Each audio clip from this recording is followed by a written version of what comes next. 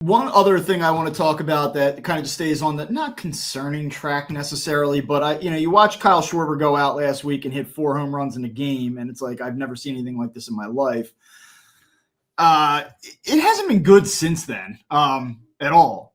He's really this past week in particular, he's had some dreadful at bats. In fact, his last 5 games, he's 2 for his last, or is it 6? Yeah, I'm sorry, 6 games. He's 2 for his last 21 with 10 strikeouts. He's walked 5 times, which is nice, I guess. But he's had a number of situations where he's come up in key spots and just not been able to get a run in. Just the ebb and flow of the season. Is he kind of chasing a number right now? We talked about this a couple weeks ago. Could we see him maybe get a little too home run happy? What do you think with him right now? Are you seeing anything in particular that kind of makes you go, ooh? And I don't want to use the person's name, but we have a listener of the show who I'll frequently talk to via DM, and he, was like, I think he might be costing himself money. And I'm like, I don't think that at all. To be honest with you, I think teams will line up and take the 55 home runs that he's going to hit this year and, 940 OPS. And I don't think they're too worried about a 6-game streak in September. But, you take out that 4 home run game in the last 2 weeks or so, Kyle Schwarber has not looked particularly good. So I'm just kind of curious what you're thinking here. No, as a matter of fact, if you take out the 4 home run game, again, we never say you can take this. Yeah, you can't do that because it happened. It happened, right? But if you did, he was 0 for 20 going into that game, and he's 2 for 21 since that game. Mm-hmm. So you could say 2 for 41 outside of the 4 home run game. Runs mixed in. Right? It's a tough thing to just remove, It's hard to just pull out 4 home runs in a game. Yeah. But to the point, like he has struggled a little bit. He has not looked like the model of consistency that he has been for much of this season.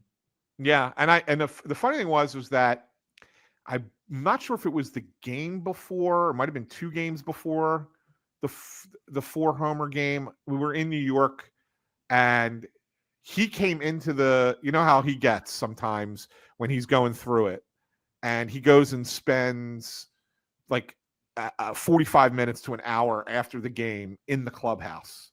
Yeah. And in the batting cage rather, and then wanders into the clubhouse with his bats still in full uniform when the media gets in there, right? Because he's working on. So he's a guy that really gets after the work when he's struggling after a game. Not even like, oh, wait till tomorrow, I'll get in the cage early. No, he goes right to the cage after the game. And I do think that there might be an element, Bob, of he's 1 homer away from 50. And it's that, you always say like that milestone number is the hardest one to get when you're trying to get it. And I think there might be a little bit of that with him right now. Could well be. So that's how I look at it. But I'm not, am I worried about it? I'm not. No. I'm not worried about it. I thought this was interesting. Jeff Passan put out an article on ESPN yesterday, day before, whatever it was, talking about what he thinks some of the big free agents are going to be looking at, or who might be in on some of the. So he mentioned the Phillies on basically everybody, like Kyle Tucker, Kyle Schwarber, Alex Bregman. Phillies were in. He had the Phillies as like the first team on all of them, right? But he did suggest that Schwarber's number is probably going to be somewhere around 4 years, 120 million. Are you doing that? It's tough. You know what? Cop-out answer here. If I have a really good plan B, I would consider not doing it. But I have to execute plan B. Like plan B has to be a lock, and it better be something that you can sell to the fan base that keeps you in 2026 thinking, we're all in. We're in for Zach Wheeler. We're in for Bryce Harper. We're in for this core group of guys, the ones that stay. You better have a good plan B. Yeah. Otherwise, I would do it because I think you kind of have to. Right. That's a lot of money. Yes, and a lot of years. Kyle Schwarber's not here and Kyle Tucker is. You okay with that? It gives you more flexibility, but you need more pop elsewhere. Yeah. Like you got to replace that. Because no one else is giving you those home runs, right? So Kyle Tucker will help, but you got to get something else too. You basically have to do a 2-for-1 in my mind. You do. In order for the fans to accept that. If you're not going to re-sign Schwarber, you have to bring in 2 big names to replace him. I think it hurts too because at the end of the day, it's about production. It's about the home runs. It's about driving in the runs. It's about the 100+ walks. But there's something about this particular player that's very likable. He's very, for whatever reason, he's a very relatable guy. I've said it on the show for a long time. I mean, I've always been really impressed by him. Go back to 2022 and listen to our previous show. I would say like he's the guy. I'll pat myself on the back for this.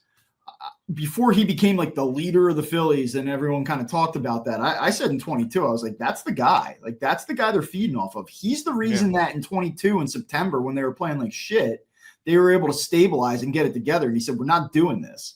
I give him the credit for that. I think that there's something to be said for that. I just think he's also a real likable guy and he comes across as affable. And I think that makes it even harder. It's not like you're looking at this guy and saying, oh, yeah, he hits 53 home runs, but he's kind of an asshole, Right. So he kind of feels like a guy I can go have a beer with, too. And so when you're selling that to your fans, like I said, you better have a hell of a plan B if you're not going to do 4-1-20 with them. Yeah, I agree.